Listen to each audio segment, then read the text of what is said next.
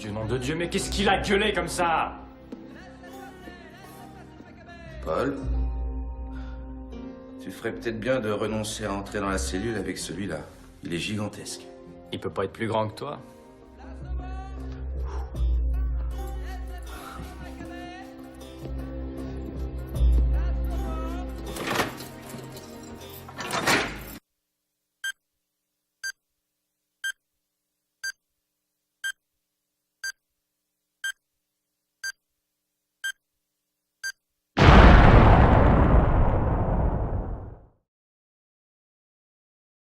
Quoi?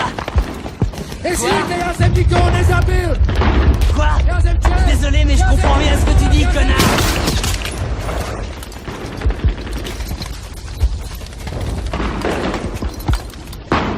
Qu'est-ce qu'il a dit? Mais qu'est-ce qu'il a dit? Oh! J'allais me laver les mains pour le dîner!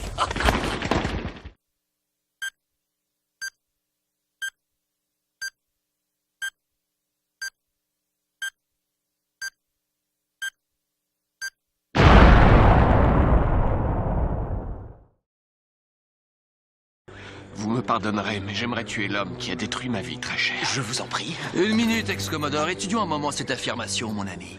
Dites-moi donc qui, au moment même où vous aviez enfin mis un célèbre pirate derrière les barreaux, a jugé bon de libérer le dit pirate et de garder votre tendre et bien-aimé pour lui tout seul, hein? Alors, à qui la faute en réalité? Si vous êtes devenu un pauvre ivrogne contraint de travailler sous les ordres d'un pirate?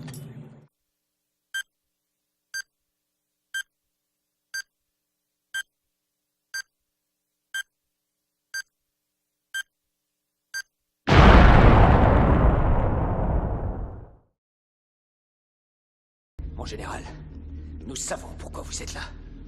Dieu sait que je suis d'accord avec vous. Mais comme vous, j'ai prêté serment de défendre mon pays contre tous ses ennemis de l'extérieur, comme de l'intérieur. Nous avons fait couler le même sang dans les mêmes tranchées. Je ne peux donner cet ordre, vous le savez aussi bien que moi. On est mort! Commandant, vous êtes dans notre ligne de mire et vous êtes en contrebas. Je ne répéterai pas ma sommation. Faites preuve d'intelligence. Ne sacrifions pas des vies pour rien. Vous tous, les hommes du général! Vous avez prêté le serment des Marines des États-Unis! Est-ce que vous l'avez oublié? On a tous des copains qui y sont restés! Il y en a qui se sont fait pisser dessus par le Pentagone! Mais ça ne vous donne pas le droit de vous mutiner! Appelez ça comme vous voulez! Vous êtes en bas, mes hommes à moi sont en haut! C'est vous qui vous êtes fait encercler en entrant ici! Restez à vos Bordel postes! de Dieu, commandant, pour la dernière fois, dites à vos hommes de se rendre et de déposer leurs armes à Je terre! ne donnerai pas cet ordre! C'est moi qui vous ai donné un ordre! Je ne donnerai pas cet ordre! Mais qu'est-ce qui vous prend? Vous êtes malade! Restez à vos postes!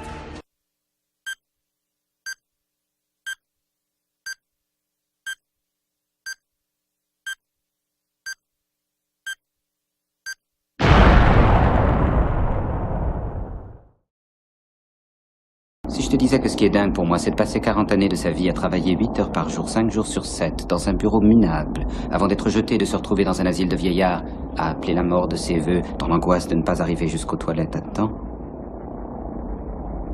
Pour toi, ce n'est pas de la folie, ça? Il y a une fille, j'ai fait 1000 kilomètres avec sa tête sur le crâne, comme une casquette. C'est l'anniversaire de ma fille aujourd'hui. Alors, ne te crois surtout pas obligé de te confier à moi.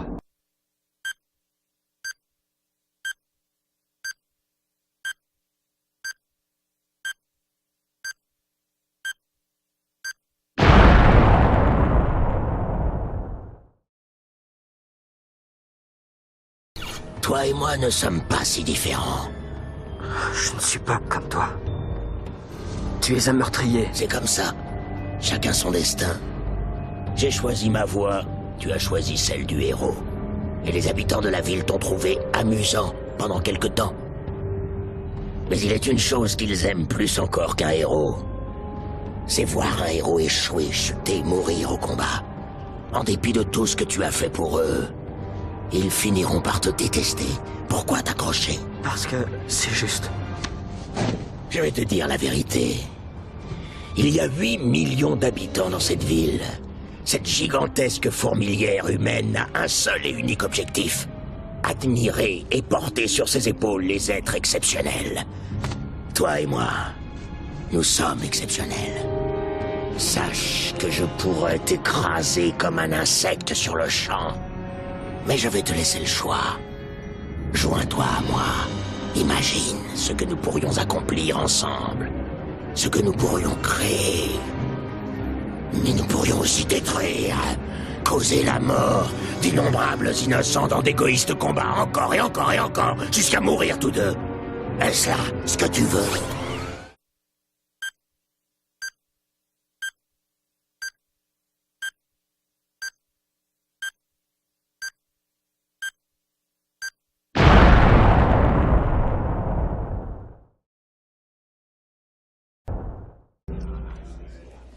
Barman, je veux une bouteille de champagne. Oui, monsieur.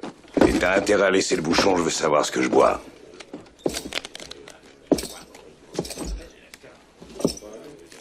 On se fait un petit poker, mignonne? Apparemment, vous voulez tripoter très bien tout seul. C'est pas un paquet comme les autres. Chaque fois que je descends un homme, j'ajoute un as.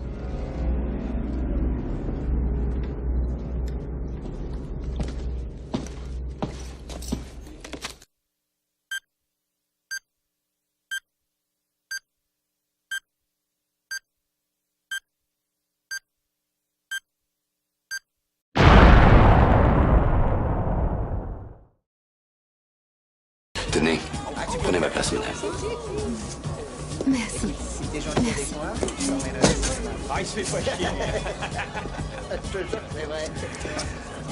Cette place est prise. Va chier. Je demande pardon. Va chier.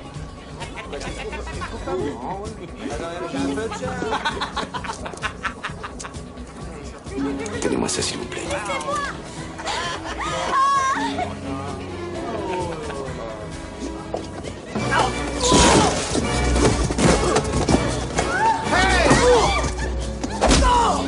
Qu'est-ce qu'il lui prend?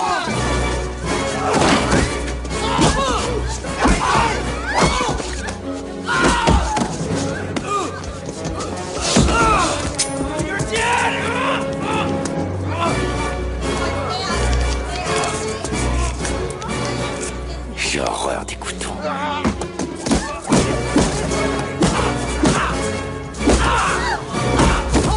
Va te faire foutre, connard!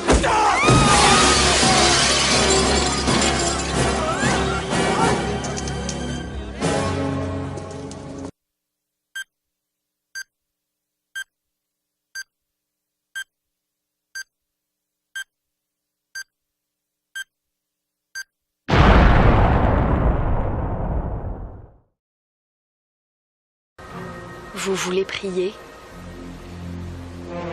Ne regarde jamais dans les yeux celui que tu vas tuer. Sinon, il te hantera jusqu'à la fin de tes jours. Je l'ai constaté.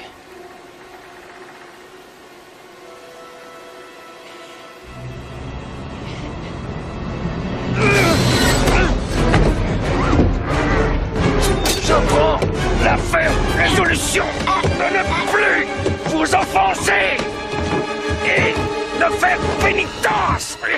Amen. Sanctus, Sanctus, Sanctus. Petit colibri.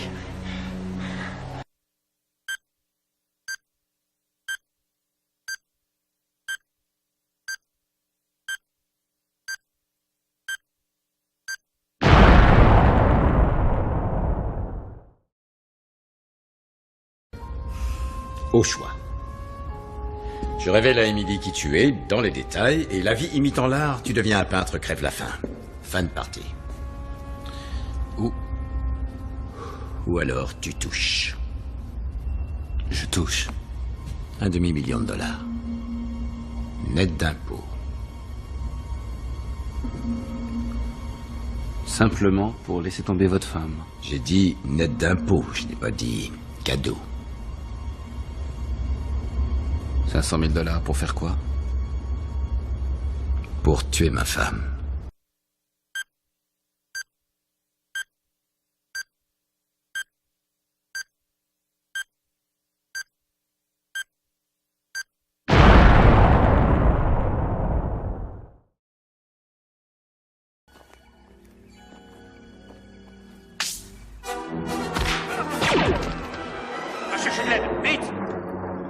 Bravo, venez.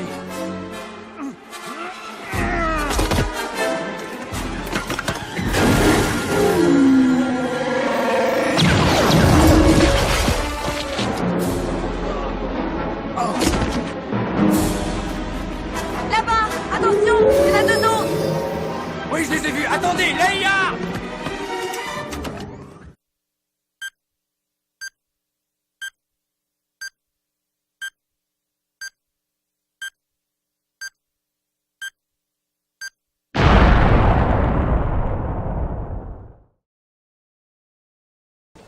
Avalez ceci.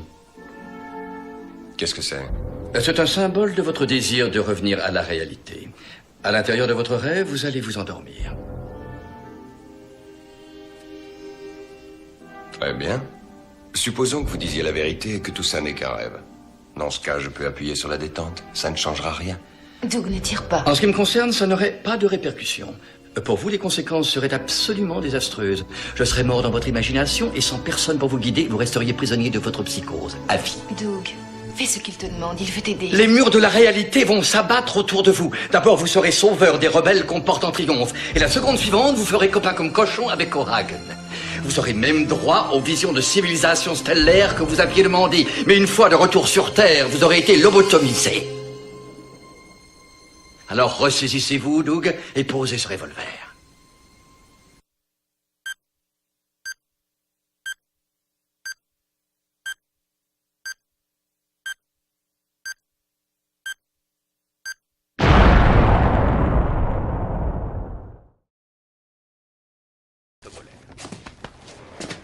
Rends-moi mon fric. On t'aime pas là-dedans, allez, viens.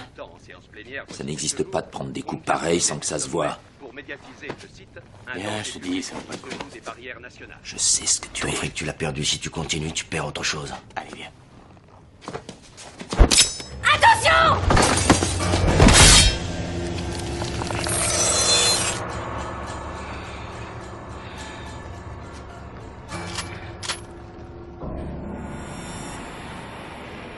Fous-moi le camp, sale monstre.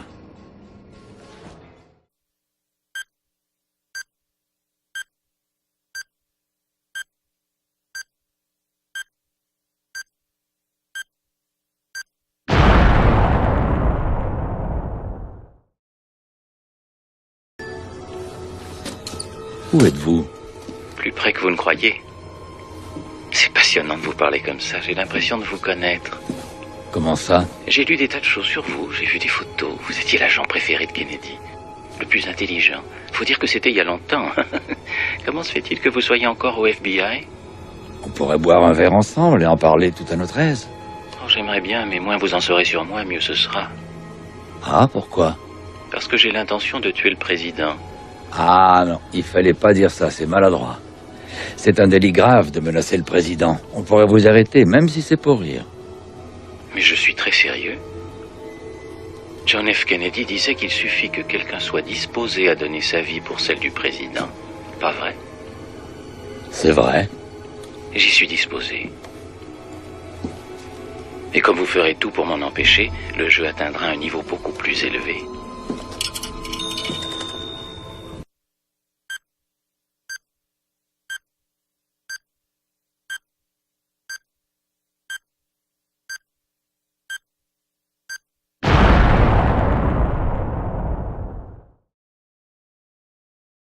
Écoutez, demandons à Freddy de nous faire une petite démonstration. Nous y voilà. Je demande pardon, Fred.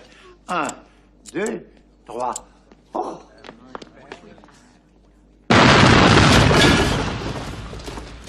Ne le dites pas! C'est la fin du monde? C'est surtout la fin pour lui. Alors, 007, je vous en prie, rapportez-nous un peu de cet équipement. Je vous en prie, rapportez-nous un peu de cet équipement et en parfait état. Ne touchez pas ça! C'est mon déjeuner.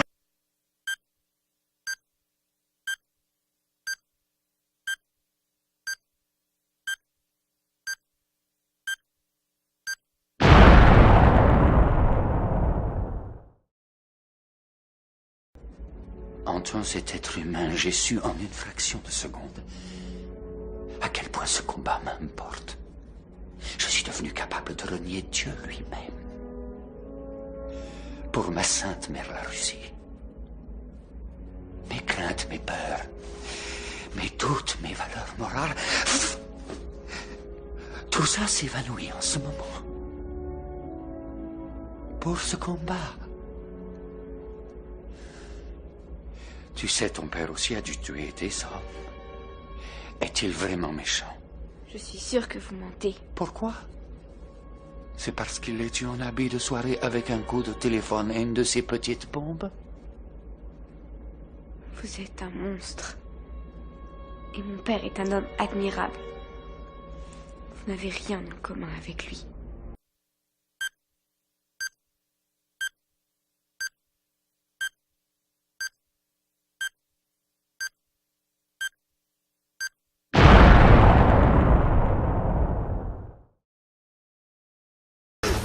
Je suis pas Daniel affrontant le lion!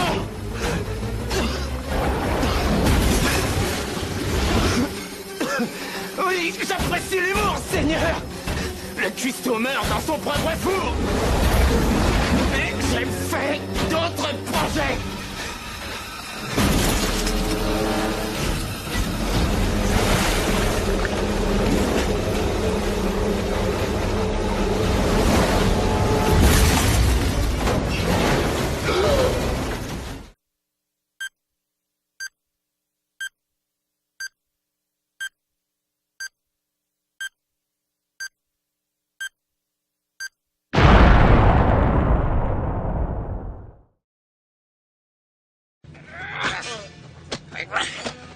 Les salauds. Allez, sors de là! On va t'apprendre à vivre.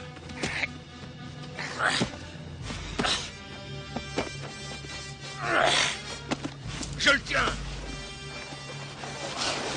Sors-le de là. Toile de tente, bois de charpente. Voilà qui ferait un joli feu, c'est pas vrai? Oui, surtout qu'il fait un peu friqué.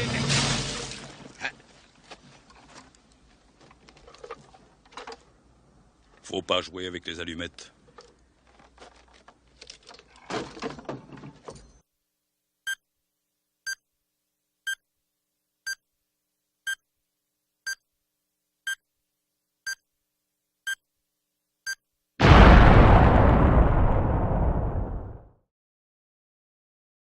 Et grâce à Rasputia, pour la première fois de ma vie, j'ai enfin eu une vraie famille. Elle avait 3 frères. Malabar Jack, c'était l'aîné. QS. Ensuite, il y avait Blue. Blanc, ça t'ira. Et enfin Earl, le plus jeune. Elle. Ils aimaient beaucoup leur petite sœur, alors ils me traitaient comme l'un des leurs.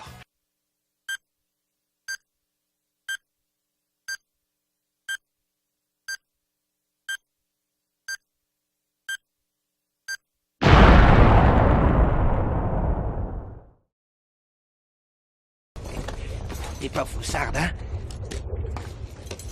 Bah dis donc, je t'ai cherché. Partout, je t'ai cherché. C'est de moi que tu parles? C'est pas pour moi. C'est mon maître qui m'envoie. Un vrai gentleman. Il m'a demandé de te trouver. Ton monsieur t'a demandé de me trouver moi? Ouais, va donc. Je suis peut-être une miséreuse, mais je suis point une sotte. Je dis vrai. Ça, je te jure. Il te connaît. T'es à son goût. Et il a dit que ce soir, il y avait que toi qui voulais. Mais je suis donc chargé de te trouver et d'aller à Hanover Street. Il t'attend. Bah, t'es réellement jolie. Vas-y, montre que je t'emmène. Oh, j'allais oublier. Il m'a remis ça pour toi. Le raisin t'aime bien.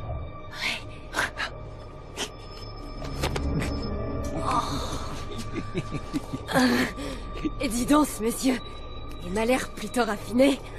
Un fin bec, on dirait. Allons-y. D'accord.